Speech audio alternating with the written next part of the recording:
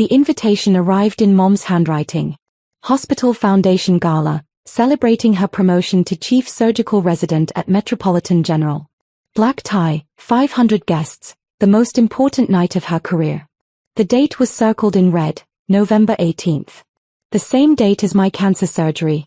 I stared at both documents on my kitchen table, the elegant invitation and the surgical consent forms.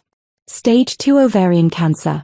Dr. Patricia Chen was scheduled to perform a full hysterectomy at 7 a.m. on November 18th. Recovery time, 6 to 8 weeks. Prognosis with surgery, excellent. Without it, considerably worse. When I called Mom to explain, her response was immediate. Emma, can't you reschedule? This gala has been planned for months. It's the culmination of my entire career. Surely your little procedure can wait a few weeks. My little procedure. A 6-hour surgery to remove cancerous tissue before it spread. Mom, it's cancer. Dr. Chen scheduled it specifically for this date because waiting longer increases risk. Cancer is such a dramatic word. Your doctor probably exaggerated to get you to take it seriously. You know how you are, always catastrophizing minor health issues. Remember when you thought that migraine was a brain tumor? I was 12. And it was a severe concussion you didn't take seriously until I collapsed at school. Exactly my point. You overreact. This is probably just some irregular cells that need minor attention. Not worth disrupting my entire gala. I was silent, processing what I'd just heard. Emma, are you listening? I need you at this event. Your sister will be there with her entire family. It'll look terrible if my own daughter is missing. People will ask questions. Tell them the truth. That I'm having cancer surgery. Oh, don't be so melodramatic. It's a checkup. An outpatient procedure at most. You'll be fine. The gala starts at 7 p.m. You can easily make it if your appointment is in the morning. Mom, I'll be in recovery. Unconscious. With a surgical team monitoring. Then come the day after. We're doing a champagne brunch for the department heads. That's actually more important anyway. Real networking opportunities. She hung up before I could respond. That was 3 weeks ago. Since then, I'd watched Mom's excitement build through social media posts about her custom gown, the venue decorations, the guest list that included the hospital's entire executive board. She'd posted a family photo from last Christmas with the caption, "Can't wait to celebrate with everyone who matters." I wasn't tagged. Neither was the brother who'd moved to Seattle. Just my sister Melissa and her picture-perfect family. My phone buzzed. My best friend Rachel. Did you see your mom's latest post? She's calling this the biggest night of her life. No mention of your surgery being the same day. She thinks it's just a checkup. She actually used those words. Your mother is a surgeon. She knows what ovarian cancer means. She's choosing not to care. I stared at my surgical prep instructions. Nothing to eat after midnight. Arrive by 6 a.m. Someone must drive you home. You'll be heavily medicated for 48 hours. Rachel had taken the day off work to be there. My sister had sent a text. Sorry, can't miss Mom's big night. But I'll visit after you recovered. At my pre-op appointment, Dr. Chen reviewed everything one final time. Emma, you'll be under anesthesia for approximately 6 hours. We're removing both ovaries, the fallopian tubes, and any affected tissue. You'll spend 1 night in hospital for monitoring, then home with restricted activity for 6 weeks. She paused. Is your mother planning to be there? As a physician, she might want to speak with me directly about the procedure. She'll be busy that day. Dr. Chen's eyebrow raised slightly. The day of your cancer surgery. She has a work event. Something flickered in Dr. Chen's expression, recognition, perhaps, or judgment. But she said nothing, just made a note in my chart. November 18th arrived cold and grey. Rachel picked me up at 5 a.m., drove me through empty streets to Metropolitan General. The same hospital where Mom worked. Where her gala would be held tonight in the Foundation's ballroom. In pre-op, nurses reviewed vitals and inserted my 4. One of them, an older woman named Susan, chatted while checking my wristband. Ovarian cancer surgery with Dr. Chen, you're in excellent hands. She's the best oncological surgeon we have. Is family here with you? My friend Rachel is in the waiting room. No parents? Siblings? My mother works here, actually. Dr. Margaret Hayes. She's being honored tonight at the Foundation Gala. Susan's hands paused mid-check. Dr. Hayes is your mother? The new chief surgical resident? Yes. Her expression shifted, surprise, then something harder. And she's not here for your surgery. She has the gala. Susan said nothing, but I saw her jaw tighten.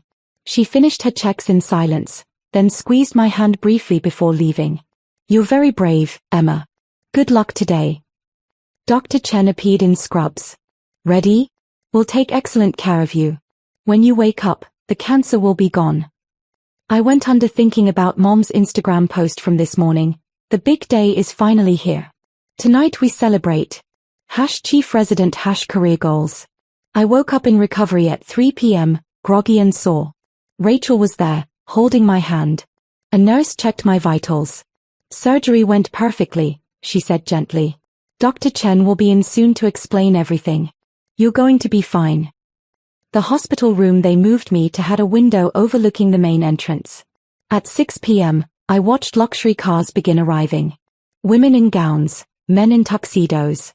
The Foundation Gala was beginning. Dr. Chen came in at 6:30, still in scrubs from her last surgery. Emma, everything went exactly as planned. We removed all the cancerous tissue. Pathology will have final results in a few days, but I'm very optimistic. You'll need follow-up monitoring, but I expect a full recovery. Thank you, I said, my voice rough from the breathing tube. She hesitated. I saw your mother's name on tonight's guest list. For the gala. She hasn't called to check on you. She's busy. Dr. Chen's expression hardened. Emma, you're her daughter. You just had major cancer surgery. That should supersede any professional event. She thinks it was just a checkup. Minor procedure. She's a surgeon. She knows exactly what this surgery entails. Dr. Chen was angry now, her professional composure cracking. This is unconscionable. At 7 p.m., Rachel held up her phone. Your mom just posted. Want to see? I nodded. The photo showed Mom in a stunning silver gown, champagne in hand, surrounded by colleagues in the ballroom downstairs. The caption, celebrating with my hospital family. So grateful for everyone who supported me. Blessed chief resident hospital family. In the comments, someone had written, where's Emma? Mom's reply, she had a minor medical appointment today but she's fine. Probably home resting. Nothing serious. Rachel's jaw dropped. She told everyone it was nothing serious. Cancer surgery is nothing serious. I felt tears sting my eyes. Not from pain, but from the casual erasure of what I'd just been through. 6 hours of surgery reduced to minor medical appointment. At 8 p.m., my door opened. I expected a nurse, but instead, a distinguished man in a tuxedo entered. Dr. James Morrison, the hospital director.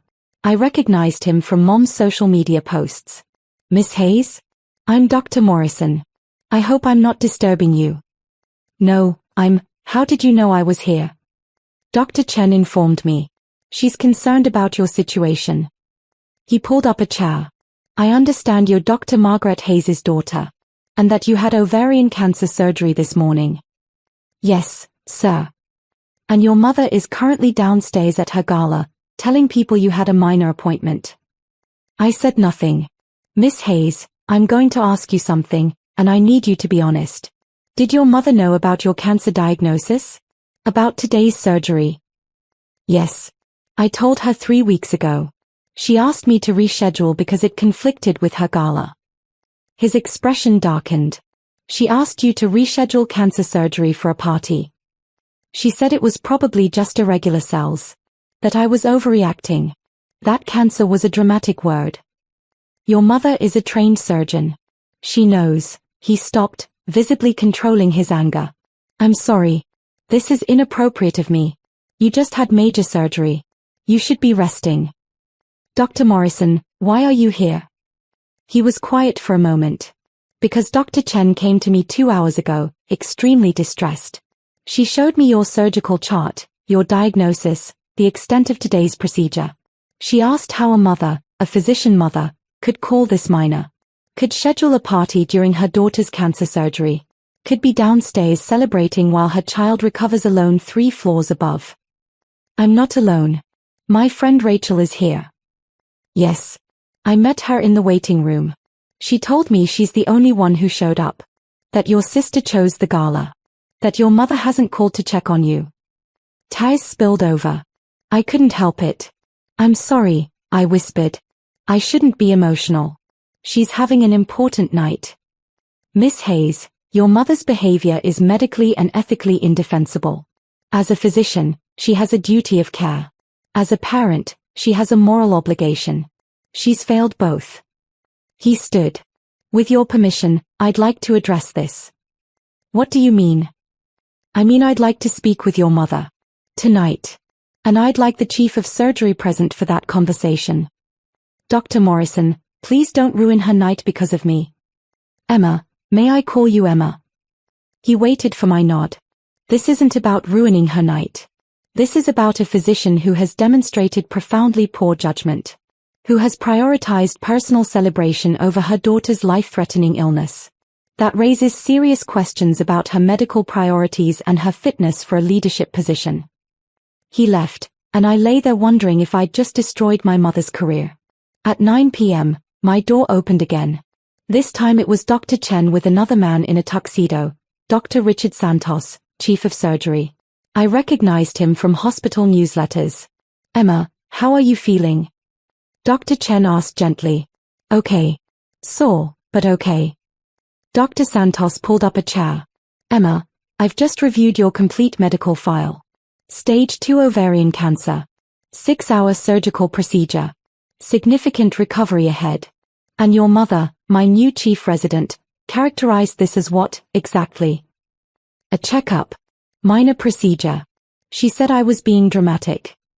His face flushed with anger. I've been a surgeon for 30 years. I have 3 daughters. If any of them faced what you're facing, I would cancel every professional obligation to be there. Period. No exceptions. She worked very hard for this promotion. Emma, stop defending her, Dr. Chen said firmly. What she did is indefensible. Dr. Santos stood. I'm going downstairs now. Dr. Morrison is pulling your mother from the gala for an emergency meeting. I wanted to see you first. To confirm the facts. To tell you that I'm sorry. That the hospital's leadership failed to recognize who we were celebrating tonight. What will happen to her? At minimum, a formal reprimand and mandatory ethics review. Possibly suspension pending investigation. Her promotion to chief resident will be reviewed by the medical board. I cannot have someone in leadership who demonstrates this level of disregard for family members' serious medical conditions. It suggests a broader lack of empathy that concerns me deeply. After they left, Rachel came back in. There are doctors in suits marching through the gala like they're on a mission. People are staring. Your mom just got pulled into a private room with like 4 important-looking people. Her face was white. At 10 p.m., my door burst open. Mom, still in her silver gown, her face streaked with tears and fury. Emma, what did you tell them? Dr. Morrison, Dr. Santos, Dr. Chen, they just humiliated me in front of everyone. They pulled me out of my own gala. They're talking about ethics reviews and license investigations. What did you say to them? I told them the truth. The truth? What truth? That you had a minor procedure? That I had a prior commitment? That I had cancer surgery, I said quietly. That you knew about it 3 weeks ago. That you asked me to reschedule because it conflicted with your party. That you told people it was just a checkup. You did this to spite me. To ruin my big night. Dr. Chen appeared in the doorway. Dr. Hayes, I need you to leave this patient's room immediately. This is my daughter. This is a patient recovering from major surgery who needs rest, not confrontation. Leave. Now. Or I'll call security. Mom stared at me with something like hatred. I hope you're happy, Emma. You've destroyed my career. Over what? A simple surgery? This is typical you, making everything about yourself.